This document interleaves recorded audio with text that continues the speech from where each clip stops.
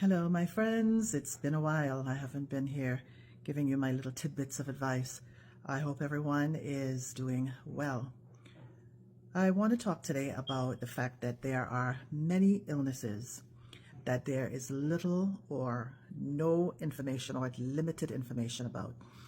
Have you, or maybe somebody you know, ever explained a symptom that you are dealing with to your doctor, or he or she says, I have no idea what you're talking about. Do you know that happened to me when I first started having like just a sudden severe pain hit my lower back and spread down to my legs, the front of my legs, not the back. If it were the back of my legs, then automatically, it's assumed that it is sciatica. But when it's down the front of your legs, it is usually not sciatica. And this pain was like a burning pain, like if somebody had just thrown fireballs onto my legs and they were just burning severely. And I went to my doctor and told her about it. And she listened very intently and said to me, I have no idea what that can be. I have never heard anyone, not a patient in my 25 years of practice, has ever come in with these symptoms. Well, I'm here to tell you that there are medically unknown symptoms in this world. You will explain them to your doctor. You will explain them to many doctors maybe, and they may do a lot of tests and they come out and tell you, I have no idea. Take some Tylenol, take some ibuprofen, see if that works. And that's all they can do for you. Maybe they've even done x-rays and MRIs or whatever, and they can't find anything. Now, let me tell you a few of these diseases, or illnesses is what I should call them. There are illnesses such as fibromyalgia. I'm sure many of you have heard of it. And every single person that has what they think is fibromyalgia has a pain in different parts of their body. Some may have pain in their shoulders, others down their back, others in their legs, others in their hips, some in their wrists. It mimics arthritis, but then when you do an MRI, arthritis does not show up in the MRI. Another thing is chronic fatigue syndrome, where you're just always tired. Even if you have slept for 20 hours out of the day, you wake up still tired. Then we have irritable bowel syndrome. Many people may not have heard of it, or if you did, people will describe, severe belly aches and cramps and diarrhea, some constipation. It's so different for many different people. And then there are environmental sensitivities and a lot of multiple chemical sensitivities.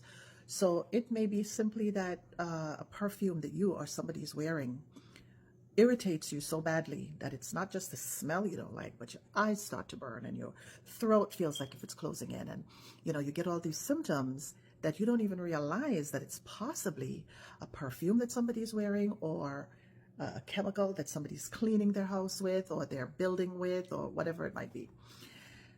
The diagnoses associated with these symptoms change all the time. Some doctors actually think that people are making up some of the symptoms, and they will label them as having psychotic ideations. It's all in their head, they'll say. It's only in your mind, they tell their patients. Now, depending on the cultural or medical climate at the time that you explain these things to your doctor, the symptoms may be accepted, and your doctor might readily say, you have fibromyalgia, or you have a chemical sensitivity, or the doctor may know because they're living in an area where for some reason it's common, okay? So it all depends on where you are at the time, what's in the media at the time, and so many things. So patients will keep going to their doctors with complaints, and you'll hear them say that their doctor doesn't care. Oh, I'm not going to him anymore. He doesn't care. They're not doing anything about it. Telling you to take Tylenol is pretty much nothing.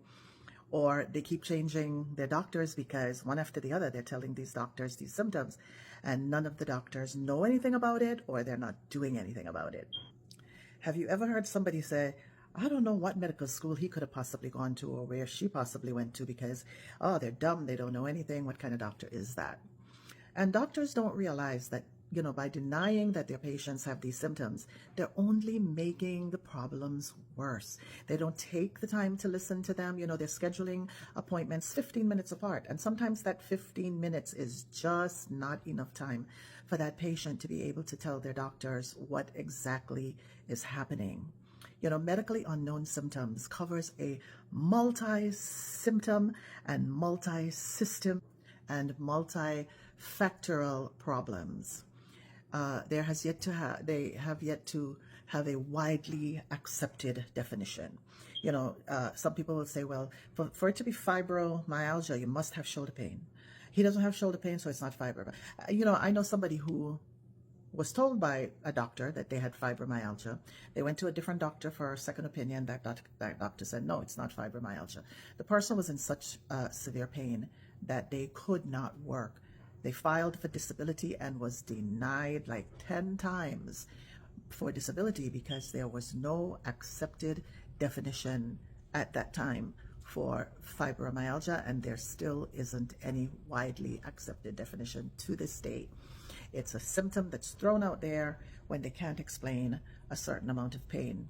The medical community traditionally wants to have a definite diagnosis or a clear diagnosis before they can treat or before healing can occur. So as I said before, standard appointment times are just not long enough for patients with their symptoms to tell their particular story. Poor communication only adds to the condition, and patients respond better if doctors listen with respect. And some of them probably try to, but can't because they are so rushed for time. I'm going to give you a list of symptoms that are commonly reported to doctors for which they cannot find a concrete diagnosis, and that is fatigue or chronic tiredness, difficulty concentrating, tiredness that is not relieved by rest, forgetfulness or poor memory, which is often misdiagnosed as Alzheimer's or dementia. Some people are constantly sneezing. Some people have a constant runny nose or congestion in the nostril. And they'll say, I don't know why my nose is running like this all the time. I don't have a cold. I don't feel like I have a cold, but my nostril keeps just running. Other times you might find somebody is constantly irritable, or somebody will always be having headaches or itchy eyes or trouble finding the right words right in the middle of a conversation. Again, we have that constant throat clearing. You ever around somebody and they're constantly like this, and there's really nothing there, but they have that feeling like something is in their throat that they have to get out. They have the burning eyes, the hoarseness sometimes, or even complete loss of voice, okay? Tightness in the chest and unexplained pain in the entire body. So again, I say, when doctors cannot find a concrete diagnosis for the symptoms of these patients, they very often label them as having psychological issues. They feel that these things are all in their patient's head. When people are unable to acquire answers to their physical problems and there is no end to their symptoms, they often become scared. They start self-diagnosing. They start labeling themselves as, disabled or traumatized.